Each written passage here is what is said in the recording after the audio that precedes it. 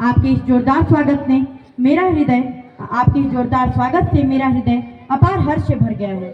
मैं दुनिया की सबसे पुरानी संत परंपरा और सभी धर्मों की जननी की ओर से आप सभी को धन्यवाद देता हूँ। मैं सभी जातियों और संप्रदायों के लाखों करोड़ों हिंदुओं की ओर से भी आप सभी का आभार व्यक्त करता हूँ।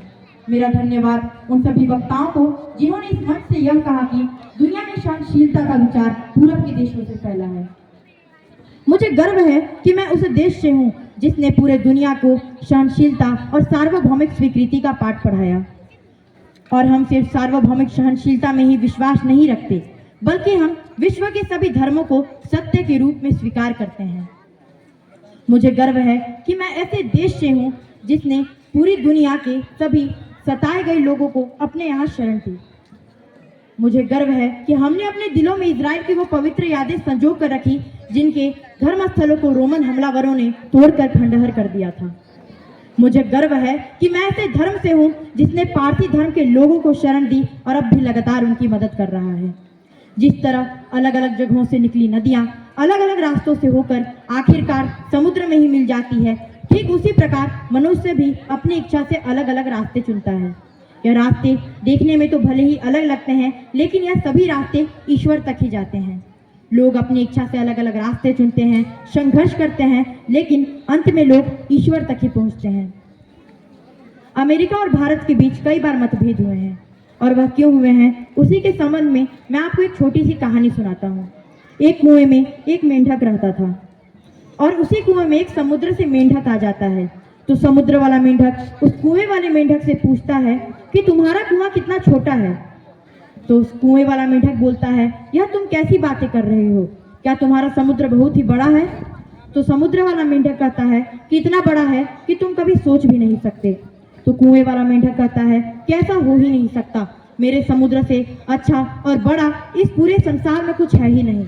और यही कठिनाई सदैव रही है। मैं हिंदू हूँ और मैं अपने ही कुएं में बैठकर ये सोच रहा हूँ कि मेरा ही कुआं संपूर्ण संसार है। मुसलमान भी अपने कुएं में बैठकर यही सोचता है कि उसी के कुएं में संपूर्ण संसार है, तथा ईसाई भी अपने कुएं में बैठकर यही सोचता है कि उसी का कुआं पूरा ब्रह्मांड है। हमें सबके साथ प्रेम से रहना चाहिए। प्रेम के संबंध में भगवान श्री कृष्ण गीता में उपदेश देते हैं कि मनुष्य को इस संसार में कमल के पत्ते के समान रहना चाहिए।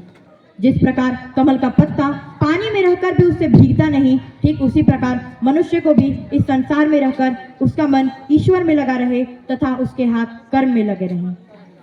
इस लोक में या परलोक में पुरस्कार की इच्छा से ईश्वर से प्रेम रखना कोई बुरी बात तो नहीं है, लेकिन केवल प्रेम के लिए ही ईश्वर से प्रेम रखना सबसे अच्छा है। हमें भगवान से केवल यही प्रार्थना करनी चाहिए कि हे भगवान, मुझे ना तो संपत्ति चाहिए, ना तो संतति और ना ही विद्या, केवल इतना दे दे कि मैं फल की आशा छोड़कर तेरी भक्ति में लग जाऊं और केवल प्रेम के लिए ही तुझ पर मेरा निस्वार्थ प्रेम हो। और यहाँ जो मैं कहने वाला हूँ उसे ध्यान से सुनिएगा। अंधविश्वास मनुष्य का महान शत्रु है, लेकिन कट्टरता तो उससे भी बढ़कर है।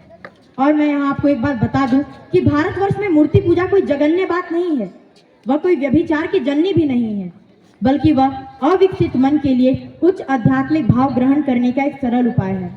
अवश्य ही हिंदुओं के भी कई सारे दोष हैं, लेकिन उनके दोष खुद के ही शरीर को उत्पीड़ित करने तक सीमित हैं। वह कभी भी पड़ोसियों का गला काटने नहीं जाते। एक हिंदू भले ही अपने आप को चिता पर जला ले, लेकिन वह कभी भी विधर्मियों को जलाने के लिए अग्नि प्रज्वलित नहीं करेगा। यहाँ बैठे सभी ईसाई भाई बंधु से मैं कुछ कहना चाहूँगा कि ईसाइयों को भी अपनी आलोचना सुनने के लिए सदैव तैयार रहना चाहिए। और मुझे पूरा विश्वास है कि अभी मैं आपकी आलोचना करूँगा तो आप बुरा नहीं मानोगे। आप ईसाई लोग अपने धर्म प्रचारकों को भेजने के लिए कितने उत्सुक रहते हैं, लेकिन भूख से मर जाने वाले लोगों को बचाने के लिए आप कुछ क्यों नहीं करते? जब भारत में भीषण अकाल पड़ा था, तब लाखों शास्त्रों और हिंदू लोग भूख से मर गए थे, तब आपने उन्हें बचाने के लिए कुछ क्यों नहीं किया? वह आपसे रोटी मांगते थे और आप बदले में उन्हें देते थे पत्थर।